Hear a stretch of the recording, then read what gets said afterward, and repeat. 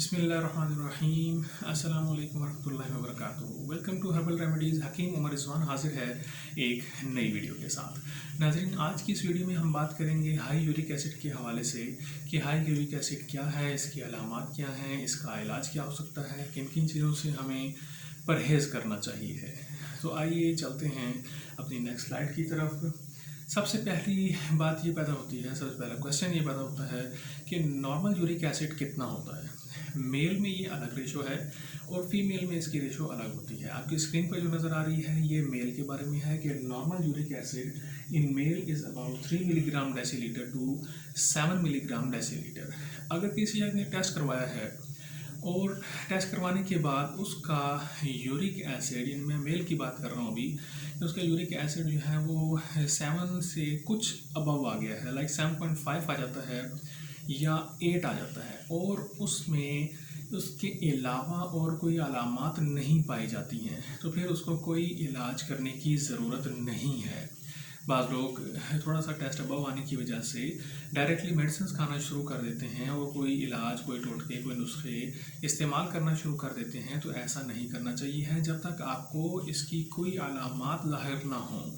किसी जॉइंट में आपको पेन शुरू हो गया है या अचानक से आपको जो है ना किसी जगह पर स्वेलिंग हो गई है और इन्फ्लेमेशन हो गई है, इस किस्म की कोई अलामत अगर नहीं पाई जाती है, अगर नहीं पाई जा रही है, सिर्फ आपका 7.5 आ गया है या 8 आ गया है, तो ऐसी सूरत में आपको कोई इलाज करने की ज़रूरत नहीं है, ये नॉर्मल है। इस तरीके से आप इसको कवर कर सकते हैं डाइट के ज़रिए से। सिर्फ अपनी आप खुराक को बेहतर करेंगे और जो चीज़ें छोड़नी चाहिए इनमें आप छोड़ देंगे तो आपकी ये जो टेस्ट रिपोर्ट आई है ये नॉर्मल हो जाएगी। इसके बाद हम चलते हैं फीमेल की जो रिपोर्ट होती है उसकी तरफ। तो फीमेल में आप देख सकते हैं कि फीमेल का जो यूरिक एसिड है वो 2.5 मिलीग्राम डेसीलीटर से लेकर 6.5 मिलीग्राम डेसीलीटर तक ये नॉर्मल होता है। अगर इससे बढ़ जाए तो फिर इसका अलामात की मौजूदगी में इसका इलाज करवाना ज़रूरी होता है। इसके बाद हमारा ये जो दूसरी हेडिंग है, जो नेक्स्ट हेडिंग आ रही है, वो है हमारी है वजूहात के हवाले से कि किन किन वजूहात की बिना पर यूरिक एसिड का पेशेंट इंसान बन जाता है। Uric acid, normal uric acid की बात मैं नहीं कर रहा, हर ब्लड के अंदर हर इंसान के जिस्म में, खून में यूरिक एसिड की एक ख़ास मकदार का पाया जाना बहुत ज़रूरी है। ये एक अहम किरदार अदा करता है और इसके ज़्यादा होने की वजह से नुकसानात होते हैं। नॉर्मल होना जो है ना ये नुकसानदेह नहीं है। ठीक है, तो वजूहात में हम सबसे पहले देखते हैं कि जिस्म में प्रोटीन की ज़्यादती हो जाए। अगर जिस्म में प्रोटीन की ज़्यादती हो जाती है और प्रोटीन की मिकदार बहुत ज़्यादा हो गई है तो यूरिक एसिड ज़्यादा हो जाएगा। और इसके अलावा यूरिक एसिड ज़्यादा बनना शुरू हो जाए या इसके निकलने का, इसकी एक्सक्रीशन का जो प्रोसेस है, जो इसका मैकेनिज़्म है, ये ख़राब हो जाए। देखिए, दो बातें हो सकती हैं। एक चीज़ तो ये है कि आप ओवर प्रोड्यूसर हो जाएं। ओवर प्रोड्यूसर का मतलब ये है कि यूरिक एसिड की जो प्रोडक्शन आपकी बॉडी में हो रही है वो बहुत ज़्यादा होना शुरू हो जाए।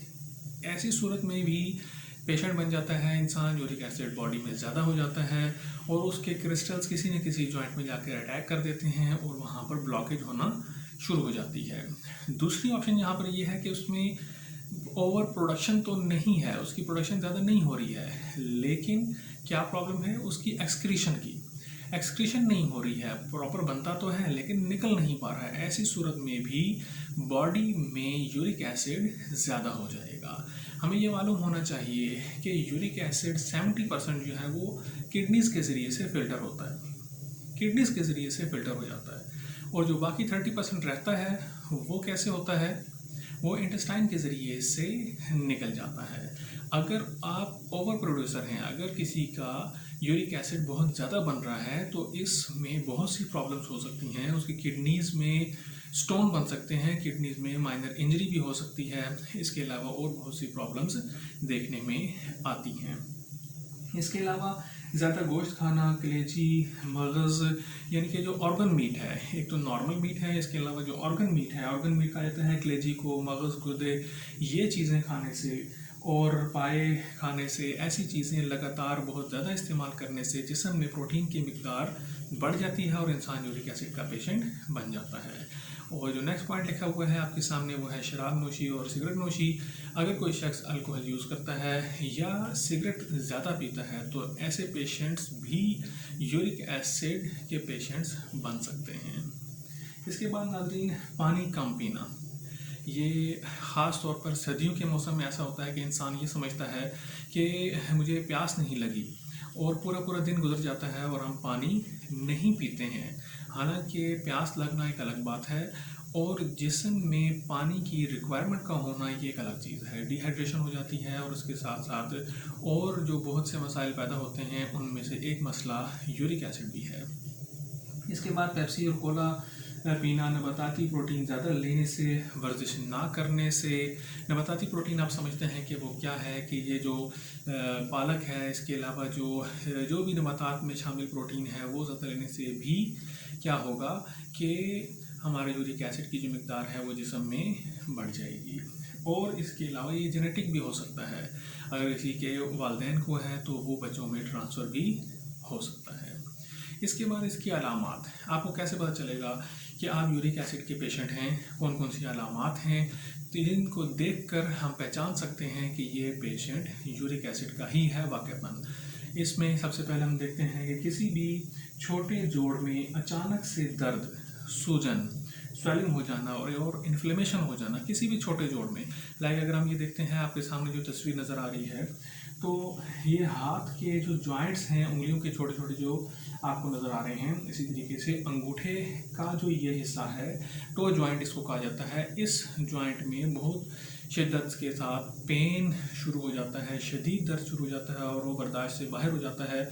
पाँव हिलाया भी नहीं जा सकता, इतना शदीद किस्म का दर्द होता है। लेकिन इसमें इम्पॉर्टेंट पॉइंट जो है वो नेक्स्ट स्लाइड में आ रहा है।